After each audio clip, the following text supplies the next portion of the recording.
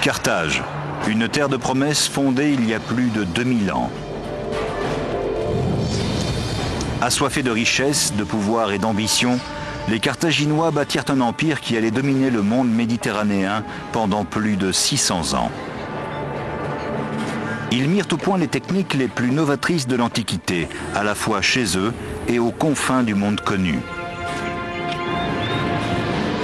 Leur œuvre majeure, un immense port qui abritait des centaines de navires de guerre, l'avant-garde de la flotte la plus extraordinaire du monde antique. Ces bateaux filaient à vive allure. On les voyait foncer droit devant. Carthage, c'était ça. Mais de sombres nuages s'amoncelaient à l'horizon. Carthage se heurta finalement à un adversaire à sa hauteur. Une superpuissance comme le monde n'en avait jamais connue, Rome. Les Romains voyaient en Carthage une épée de Damoclès menaçant Rome. De ce combat à mort ne pouvait sortir qu'un vainqueur. Le perdant allait être réduit en poussière.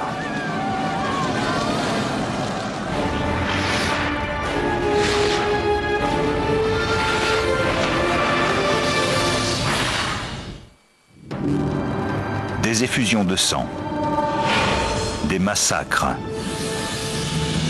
des prouesses techniques et des actes de bravoure suicidaires vont marquer l'affrontement entre les deux plus grandes superpuissances de l'Antiquité. Rome et Carthage.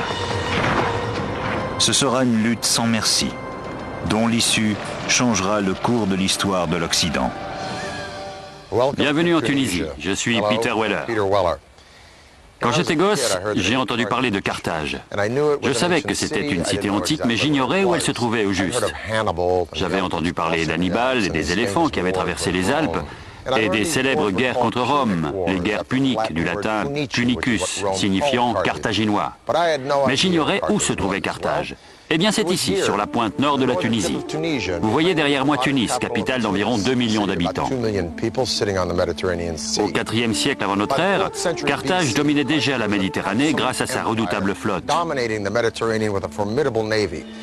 Mais sa légende commence dans la ville de Tyr. Dans cette cité phénicienne, la jalousie, la rapacité et la soif de pouvoir allaient faire s'entre-déchirer une famille royale. C'est là que vivait la belle Didon. Didon était la superbe fille du roi Bélus. Son mari était un ambitieux Phénicien mort prématurément, assassiné par Pygmalion, le propre frère de Didon. Craignant pour sa vie, Didon s'enfuit de Tyr et traversa la Méditerranée pour gagner un no man's land à la pointe nord de l'Afrique. Là, elle conclut un marché avec les autochtones et acheta autant de terre que la peau d'un bœuf en pourrait contenir. Intelligente et rusée, Didon découpa la peau en fines lanières qui, mises bout à bout, délimitaient une vaste étendue de terre fertile. Là, sous sa houlette, la fantastique carte Adasht, ou Nouvelle Ville, allait sortir de terre. Quand ils sont arrivés à Carthage, qu'ils ont mesuré l'étendue de la baie, vu les montagnes et les cours d'eau, vu la colline de Byrsa qui allait devenir une importante citadelle, ils se sont exclamés « C'est là que nous bâtirons notre ville ». Carthage prospéra rapidement. Selon la légende, les récits de sa richesse et de la beauté de Didon parvinrent à l'oreille de Yarbas, roi d'une peuplade nomade. On raconte que Yarbas, le roi des Gétules, voulait l'épouser. Mais l'amour qu'elle conservait pour son premier mari, qui avait été assassiné, lui fit rejeter cette alliance. Elle préféra s'immoler par le feu sur un bûcher funèbre qu'elle avait fait dresser.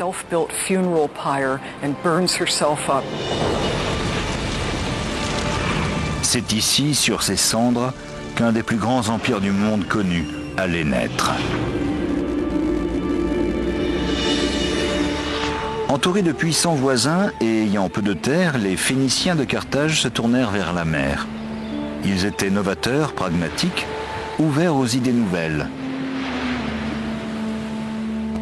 Quand Didon a fondé la ville, la nouvelle ville, Beaucoup ont eu la même réaction et se sont dit « Une nouvelle ville signifie un nouveau départ ». Avec l'expansion des routes commerciales que Carthage développait, la cité est vite devenue très cosmopolite. Les 2 siècles qui suivirent, Carthage devint une grande puissance méditerranéenne et implanta des colonies en Corse, à Ibiza et en Afrique du Nord. Aux environs de l'an 700 ou 650 avant notre ère, Carthage était une cité avec laquelle il fallait compter. Personne ne se frottait à elle. Son pouvoir était considérable.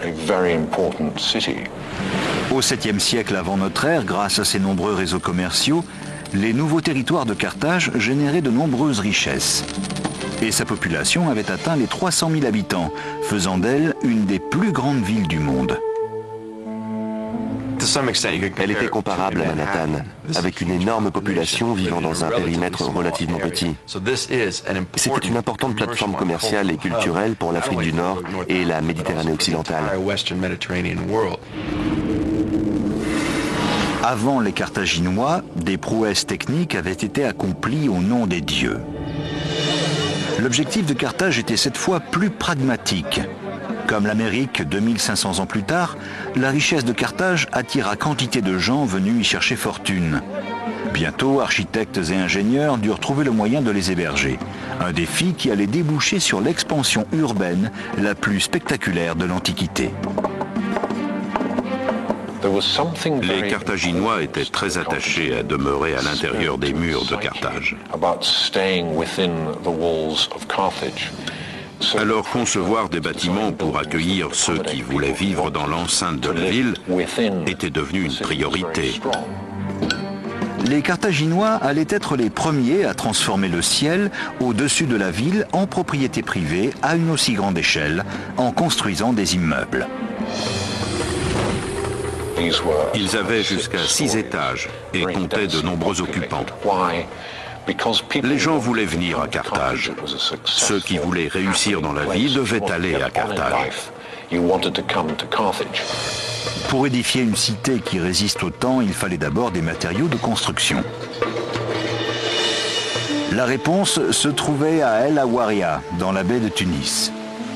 Dans ces lointaines carrières, on trouvait des quantités inépuisables de pierres calcaires, faciles à travailler et rapides à extraire. La pierre calcaire est un choix parfait pour la construction. Et il en existait en abondance dans cette zone à portée de main. Les archéologues supposent que, comme les Égyptiens avant eux, les Carthaginois taillèrent les blocs par le plus simple des moyens, de l'eau et du bois. Après avoir entaillé la surface de la pierre en plusieurs points, ils y enfonçaient des coins en bois et ils mouillaient le bois. Naturellement, le bois gonflait avec l'eau et fendait la roche. La pression accrue du bois fissurait la pierre suivant des droites presque parfaites. À partir de là, les ouvriers séparaient chaque bloc à l'aide de leviers et autres outils. Une fois que les gros blocs de pierre étaient extraits et transportés en ville, les Carthaginois réalisaient des constructions simples pour transformer rapidement leur cité en une capitale dynamique. Il est évident qu'en utilisant de la pierre, ils s'installaient pour de bon. Ils faisaient œuvre de bâtisseurs. Pour survivre, chaque métropole avait besoin d'eau courante. À Carthage, les bâtisseurs ont conçu des citernes. Chaque citerne était tapissée d'une double couche de coquilles d'œufs, de cendres et d'argile, ce qui la rendait parfaitement étanche. Chaque maison avait accès à la citerne grâce à un réseau de canalisation.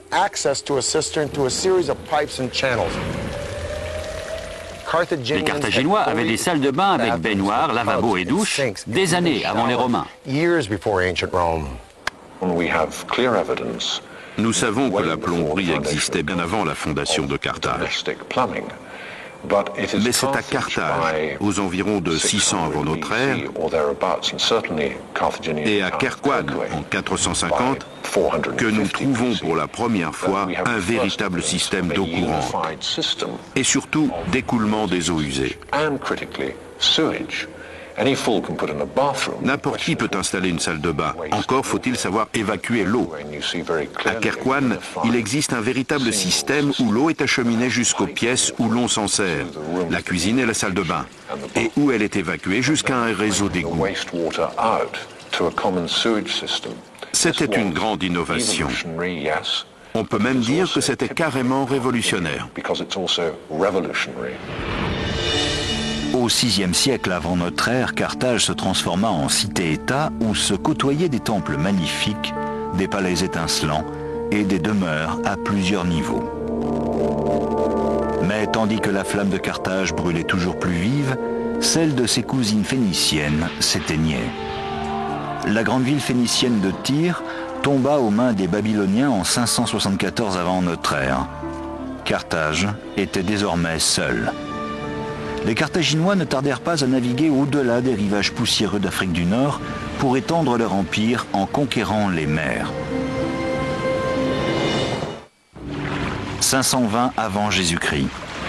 3000 rames propulsent 60 navires à travers les colonnes d'Hercule, l'actuel détroit de Gibraltar. Hanon, le navigateur, le célèbre amiral carthaginois, navigue aux confins du monde connu. Il s'apprête à lancer une vaste offensive capable de lui assurer la domination totale de la Méditerranée. Tous les grands explorateurs, Christophe Colomb, Vasco de Gama, qui ont fait route vers l'inconnu, ne sont pas sans rappeler le premier et le meilleur d'entre eux, Hanon le navigateur. Hanon a pris la mer pour étendre le réseau de cités et de comptoirs carthaginois. L'objectif est commercial, mais il s'agit aussi d'implanter de nouvelles colonies pour assurer le contrôle de la terre et l'accès à ses ressources. Les prouesses techniques de Carthage sur les mers lui ont apporté pouvoir et richesse. Au VIe siècle avant notre ère, la Corse, la Sardaigne et les Baléares sont sous son autorité. La clé de voûte de sa puissance découle d'un prodige d'ingénierie, le port de Carthage. C'est le plus bel exemple d'ouvrage d'art carthaginois. Bien qu'on ne puisse l'affirmer catégoriquement, les archéologues estiment qu'il a pu être construit du temps d'Hanon. Mais alors que la cité était à son apogée au IIe siècle avant Jésus-Christ, le port de Carthage fut transformé. Techniquement supérieur à tout équipement maritime existant, il devint l'organe vital de la ville. Il faisait partie de Carthage. C'était le poumon de la cité. Il représentait un élément vital, à la fois naval et commercial. Le port avait un seul accès vers la mer, de 20 mètres de largeur, que l'on pouvait fermer avec des chaînes d'acier. Il abritait en fait deux ports séparés.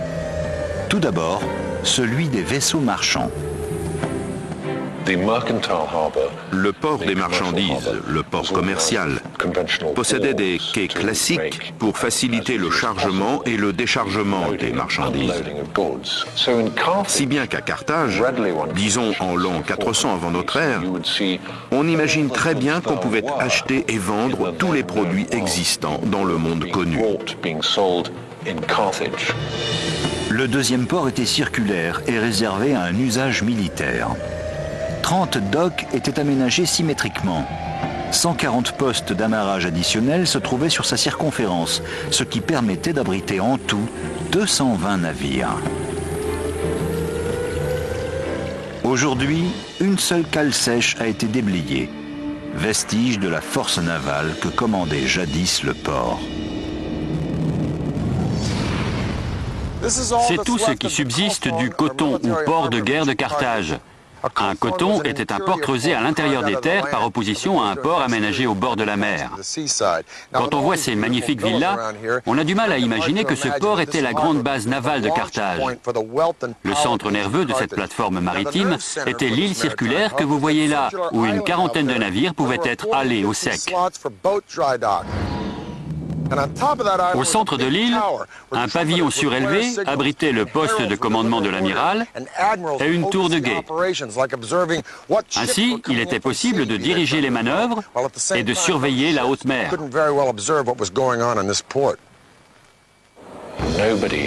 Aucune autre cité n'avait l'équivalent en capacité, en puissance, encore moins en compétences maritimes. Alors, quand les portes du chenal s'ouvraient et que les navires en sortaient à vive allure pour gagner la Méditerranée, on les voyait foncer droit devant eux. Carthage, c'était ça. Pendant 2 siècles, Carthage régna en maîtresse absolue sur la Méditerranée. Mais de l'autre côté de la mer, vers le nord, une rivale se constituait progressivement en une machine de guerre d'une puissance encore inégalée. Rome. Ces 2 superpuissances allaient bientôt s'opposer pour conquérir le joyau de la Méditerranée, la Sicile.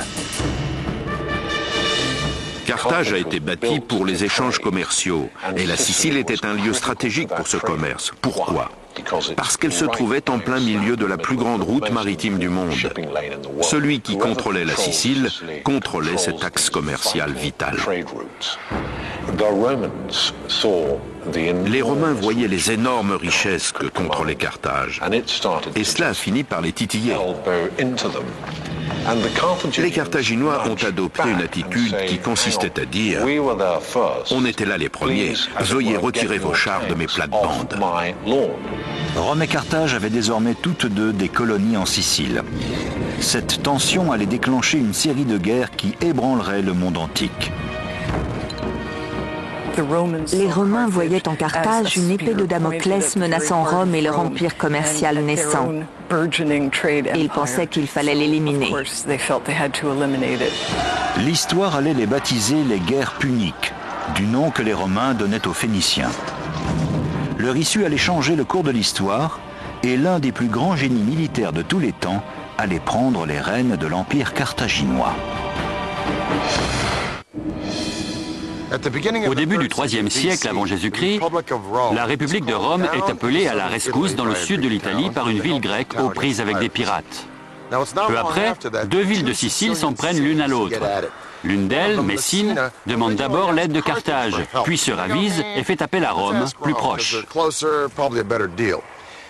Syracuse combat Messine et Rome, mène bataille, renonce, se soumet à Rome. Et Rome, en quelques décennies, conquiert toute l'Italie du Sud et l'Est de la Sicile. Ce n'est pas du tout du goût de Carthage. Et c'est le début de la première guerre punique. L'issue de cette guerre va décider à qui appartiendra la Sicile et qui dominera la mer Méditerranée. 264 avant notre ère. Rome et Carthage s'affrontent au cours de la première guerre punique. 17 ans plus tard, les 2 camps sont toujours empêtrés dans des combats sanglants. C'est alors qu'un charismatique chef militaire, appelé Hamilcar Barca, prend le commandement des forces carthaginoises.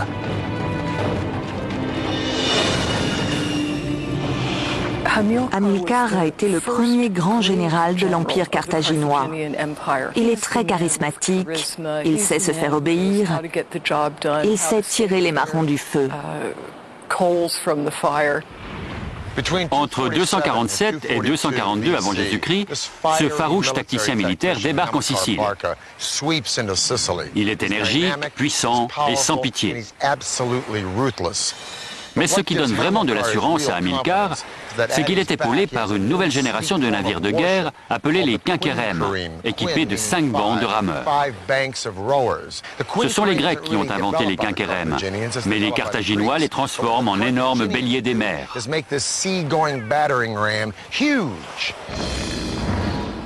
À l'époque, ces galères représentaient une prouesse en matière de construction navale. La quinquérème avait 5 rangées de rames et on a longtemps débattu sur son maniement. Mais on peut penser qu'elle comportait 3 niveaux avec 5 rameurs par section verticale. En tout cas, c'était une version plus grande que la trirème, mais la tactique de la guerre navale restait la même. Le but de ces embarcations était d'éperonner les navires ennemis et ils étaient conçus dans cette optique. Équipés à la proue d'un éperon en bronze, Elles filaient à vive allure et étaient faciles à manœuvrer. Elles étaient extrêmement rapides. Essayer de rattraper un navire de guerre carthaginois, c'était comme essayer d'atteindre Mohamed Ali quand il était jeune boxeur. Une quinquérème standard était longue de 35 mètres, large de 3 à 5 mètres et pouvait contenir jusqu'à 420 marins. À pleine charge, il pesait plus de 100 tonnes. En mer, ces mégastructures étaient dévastatrices. Ces navires vous fonçaient dessus à une vitesse inimaginable. Et la coque de votre bateau commençait à trembler. Votre navire était ébranlé. Et vous couliez. Avec la trirème, il s'agissait davantage d'engager le combat avec le bateau ennemi. Les Carthaginois, eux, étaient plus directs. Ils voulaient couler l'ennemi d'un seul choc et allaient éperonner le suivant. Une tactique imparable. Le génie des Carthaginois consistait à savoir produire des navires en grand nombre. Ils assemblaient à la chaîne des éléments préfabriqués. À peine une quinquérème était-elle coulée que l'ennemi envoyait surgir une autre à l'horizon. Et c'était clairement un gros désavantage pour la marine romaine, jusqu'à ce qu'ils découvrent l'épave d'une quinquérème et la reconstruisent. Ils l'ont démontée, ont compris comment elle avait été assemblée, l'ont reconstruite et l'ont adoptée. Ils se sont emparés d'une quinquérème échouée et en ont fait des dizaines de répliques. Ces dernières n'étaient pas aussi bien faites que l'original et étaient en bois vert, si bien qu'après une saison, elles sont tombées en morceaux. Mais peu importe, les Romains avaient renversé la vapeur. Les flottes romaines et carthaginoises allaient désormais se faire face avec la plus redoutable technique de destruction navale jusqu'à l'apparition du canon. On allait enfin savoir qui dominait vraiment les mers. 10 mars de l'an 241 avant notre ère, les deux flottes se rencontrèrent aux îles Égates, au large de la côte occidentale de la Sicile, pour livrer l'une des plus grandes batailles navales de tous les temps. Lors des combats de la première guerre punique, la bataille des îles Égates, au large des côtes siciliennes, a été décisive.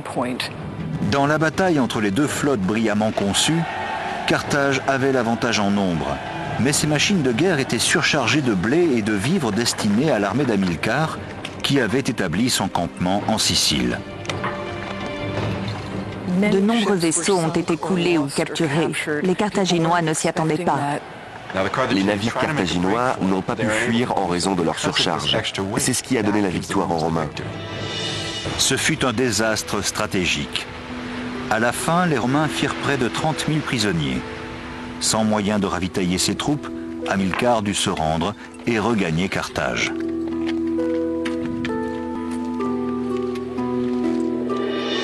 Il était évident que le mouvement du pendule ramenait Rome au pouvoir. En remportant la victoire, Rome gagna non seulement la Sicile, mais aussi les possessions carthaginoises de Corse, de Sardaigne et les îles entre la Sicile et l'Afrique. Dans l'espoir de paralyser Carthage, Rome lui imposa un lourd tribut. Mais Carthage n'était pas prête à baisser les bras et se tourna vers l'Espagne pour engranger de nouvelles richesses. Les Carthaginois ont envoyé Hamilcar en Espagne pour qu'il conquiert le plus de territoire possible. Il fallut 9 longues années de combat à Hamilcar pour soumettre les tribus autochtones.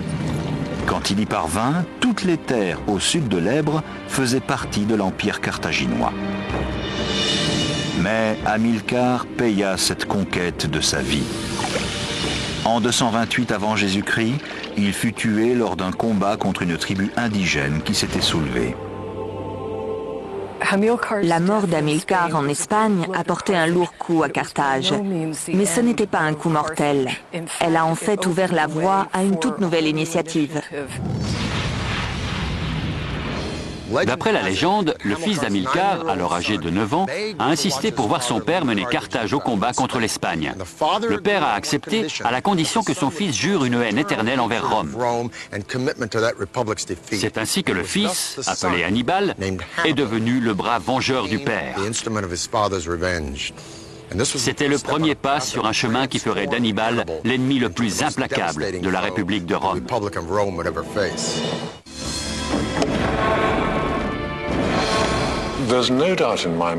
Pour moi, ça ne fait aucun doute. Hannibal n'était pas l'un des plus grands généraux de l'histoire. C'était le plus grand. Le génie d'Hannibal provient d'un zèle quasi religieux à détruire Rome, hérité de son père. En 221 avant Jésus-Christ, il a les moyens de le faire. À l'âge de 26 ans, il prend le commandement de l'armée carthaginoise. Hannibal était bien le fils d'Hamilcar. C'était un homme politique rusé, un brillant stratège, un guerrier. Mais son plus grand génie a consisté à savoir mettre à profit les technologies avancées dont disposait Carthage. Ce combattant hors pair lança l'une des plus grandes offensives que le monde ait connues.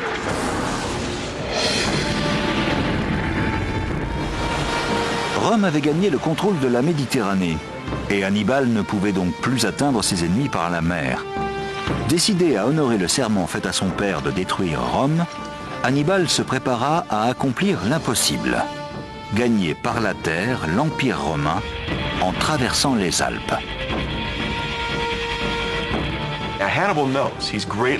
Hannibal sait que son armée est inférieure en nombre à celle des Romains. Il met donc au point une stratégie qu'il espère victorieuse.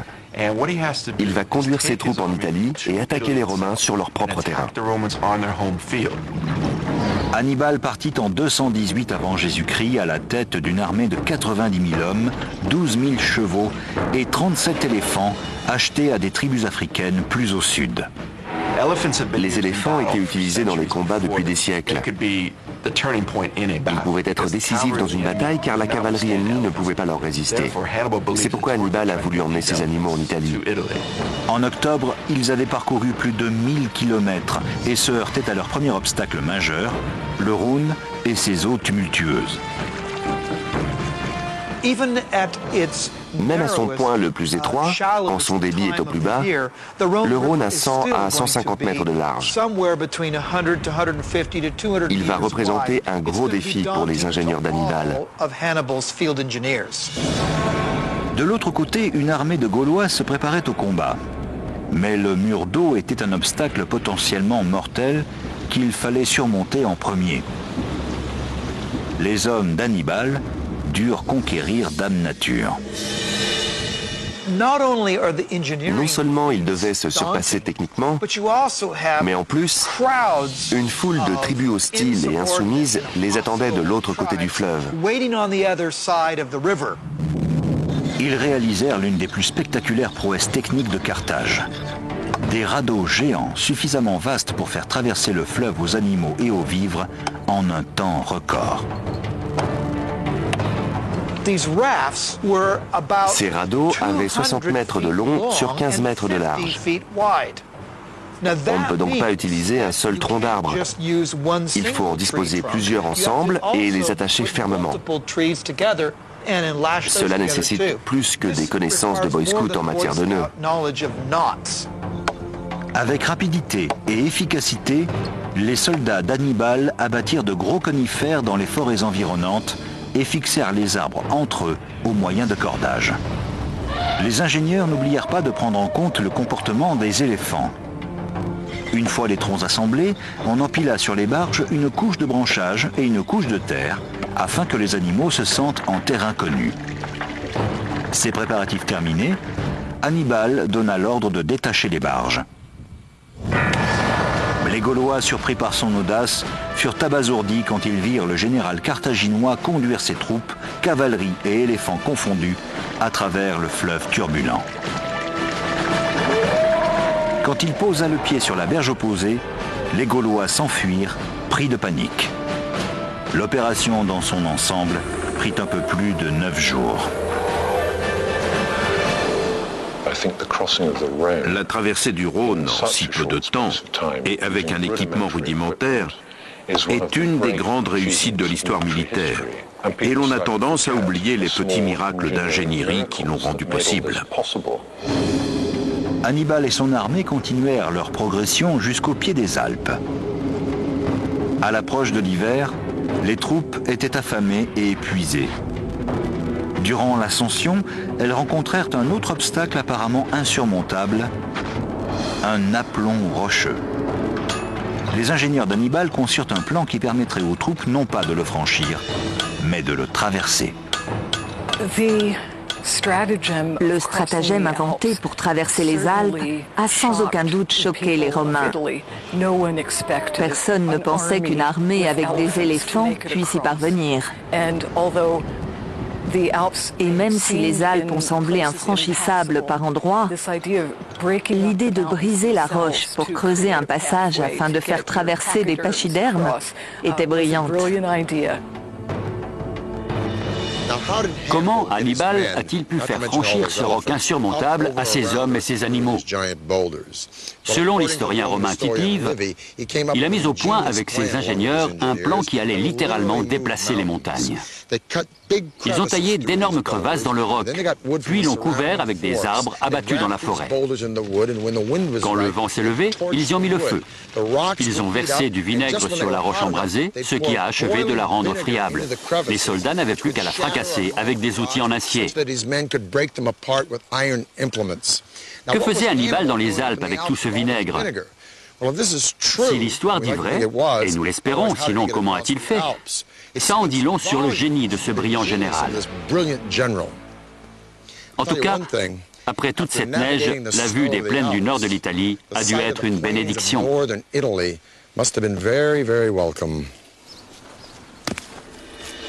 Le 2 août 216 avant Jésus-Christ, dans le sud de l'Italie, Hannibal fit face aux forces romaines commandées par Terentius Varon dans un conflit décisif qui allait sceller le destin de ces deux empires.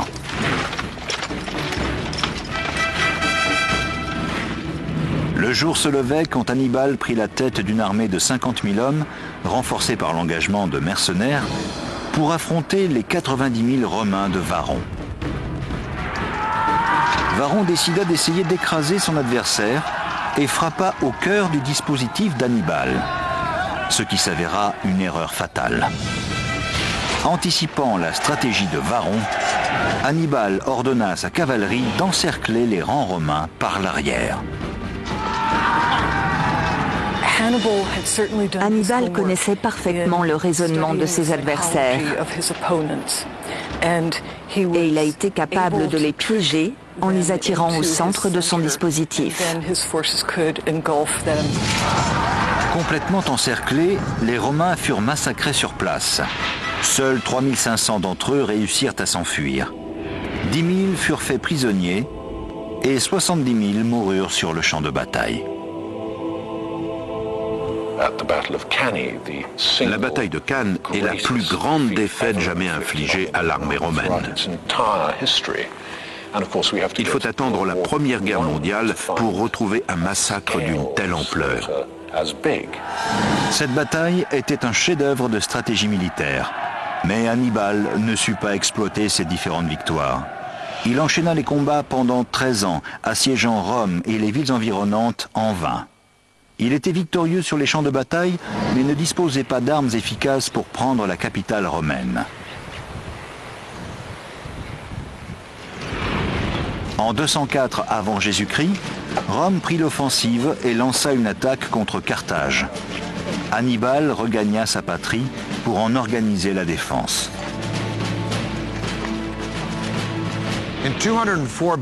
En 204 avant notre ère, Scipion l'Africain, qui avait déjà battu les Carthaginois en Espagne, a convaincu Rome d'oublier Hannibal et d'attaquer Carthage directement. Hannibal a été rappelé pour défendre la ville. Ces deux poids lourds se sont rencontrés. On ignore ce qu'ils se sont dit. En 202 avant notre ère, ils se sont de nouveau rencontrés lors de la bataille de Zama. Hannibal, vaincu, a dû se rendre à un ennemi qu'il avait passé sa vie à combattre. Il n'a pas réussi à exaucer le vœu de son père. Il a été exilé loin de Carthage et des années plus tard, près de l'actuelle Turquie, il s'est suicidé. La défaite de Carthage à la fin de la Deuxième Guerre punique force l'Empire à se soumettre une fois de plus aux conditions romaines. Ils sont forcés de se rendre en 202 avant Jésus-Christ. Les Romains leur imposent des accords de paix drastiques selon lesquels ils doivent verser de lourdes indemnités. Les Carthaginois perdent aussi leur possession d'outre-mer et leur territoire est désormais confiné aux terres autour de Carthage.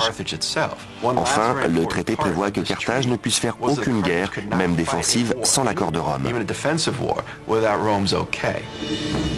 Carthage ayant été dépossédée de sa puissance militaire, l'armée romaine pouvait désormais commencer sa conquête effrénée du monde antique. Et sa première cible allait être Carthage, la cité meurtrie. Mais elle était protégée par les plus solides fortifications de l'Antiquité.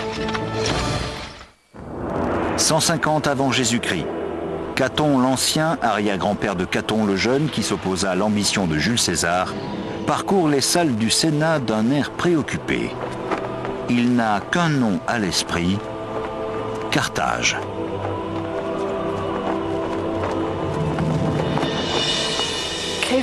Caton n'était que trop conscient de la position stratégique de Carthage.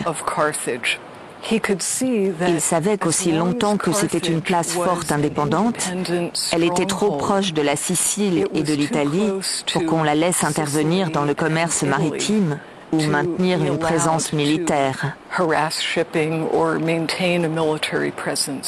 Il voulait la rayer de la carte. La Numidie voisine, jadis alliée de Carthage, commence à empiéter sur le territoire de cette dernière. Carthage se sent obligé de se défendre. Mais il y a un problème. Depuis la Deuxième Guerre punique, elle s'est engagée à ne faire aucune guerre sans l'accord de Rome. Rome envoie donc une mission diplomatique pour arbitrer le différend entre la Numidie et Carthage. L'un des membres de cette mission est Caton.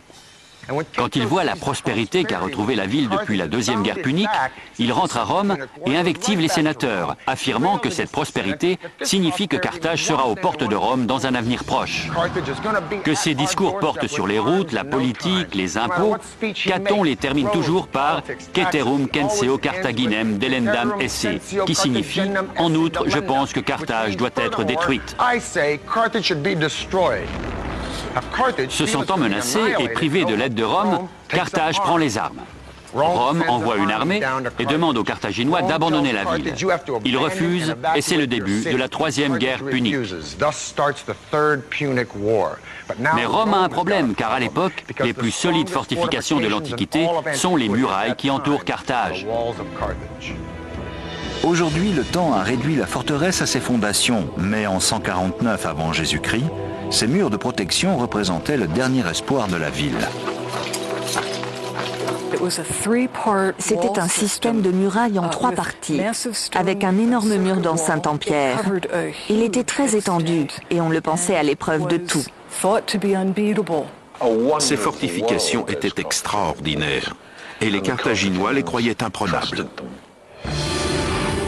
Elles avaient une circonférence de 37 km et étaient agencées de façon à assurer une protection maximale à la cité. Venait d'abord un fossé, puis un remblai, où était en faction une première ligne de soldats capables de se retirer rapidement devant un assaut majeur. Il y avait ensuite un deuxième mur en pierre qui dominait les défenses extérieures. Derrière ce deuxième mur se trouvait un troisième mur encore plus impénétrable, d'une hauteur de 14 mètres sur 9 mètres d'épaisseur. Du haut de 15 tours espacées de 180 mètres, les guetteurs montaient la garde. Ces fortifications abritaient une partie de l'armée carthaginoise, dont 20 000 hommes, 300 éléphants, prêts à toute attaque. Le système de murailles entourant Carthage en faisait la citadelle la mieux protégée de toute la Méditerranée, voire du monde. Et elle allait relever son plus grand défi face aux Romains, sous la houlette du légendaire général carthaginois, Hasdrubal. Le chef de l'armée carthaginoise lors de la Troisième Guerre punique est Hasdrubal. Il est responsable des représailles contre les Numides et c'est lui qui va organiser la résistance. Tandis que les légions romaines envahissent la ville, les Carthaginois se dépêchent de construire une nouvelle force défensive. Les femmes ont coupé leurs cheveux afin qu'on en fasse d'épais cordages destinés à équiper les catapultes. On a vidé les prisons. Les vieillards se sont portés volontaires pour défendre leur cité. Des forgerons qui n'exerçaient plus depuis 20 ans ont repris du service. Ils se sont réarmés avec une détermination qu'on ne retrouve que lors du siège de Stalingrad par les Allemands. En 2 mois de travail acharné, ils produisirent 6 000 boucliers, 18 000 épées, 30 000 lances, 120 navires et 60 000 projectiles pour catapultes. En dépit de l'arsenal que Carthage avait rassemblé, il lui fallait compter avec les très nombreuses troupes envoyées par Rome. La ville était seule face à son destin. Rome ou ses alliés contrôlaient toute la Méditerranée. Aucune colonie n'était en position de lui résister. Carthage était livrée à elle-même. La ville se retrancha derrière ses immenses fortifications, espérant contre toute attente que ces murs allaient repousser l'invasion romaine imminente. Carthage a tenu l'ennemi à distance pendant 3 ans. Quand les Romains ont finalement pénétré dans la place, il leur a fallu 7 jours pour parvenir en haut de la citadelle, traversant la cité au pas de course. Le siège romain eut raison de la cité. Finalement, bien qu'aucune brèche ne fût ouverte dans l'immense muraille, les Romains parvinrent à escalader le mur longeant le bord de mer. Dans la ville, les combats continuèrent rue après rue. Il ne restait que quelques francs-tireurs carthaginois, mais ils étaient si redoutables que le général Scipion Émilien donna l'ordre d'incendier la ville et de la raser. Des milliers de Carthaginois furent brûlés vifs dans le brasier. C'était un déluge de feu. Ça a dû être infernal pour les habitants. Les gens tentaient de s'enfuir.